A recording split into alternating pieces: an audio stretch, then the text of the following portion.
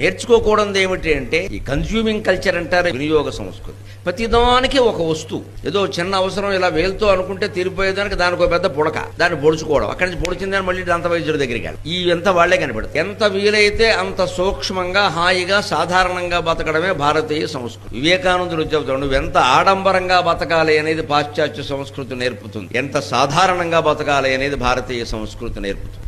భారతీయ సంస్కృతి అంటే సాధారణమైన జీవనం, అసాధారణమైన భావన. నువ్వు వీలైనంత సాధారణంగా జీవించు. 2 పంచెలుంటే జీవితం గడిపేసేవారు పూర్వం బ్రాహ్మణులందరూ. అంత 2 పంచెలు, 3వ పంచె ఉండదు. అది ఉతుక్కునేవారు, కట్టుకునేవారు, ఎప్పుడూ మళ్ళీ అశుభ్రంగా లేదు, అంత హాయిగా గడిపేశారు. కానీ వాళ్ళు ఎవరన్నా ఇలాగా వీణ మీటినట్టుగా ఒక్కసారి ఆ బ్రాహ్మణుని ఇలా ఒకసారి కదిలించామంటే సామవేదం పలికేది. అదే సాధారణ జీవనం, అసాధారణ భావనం, simple living and high thinking.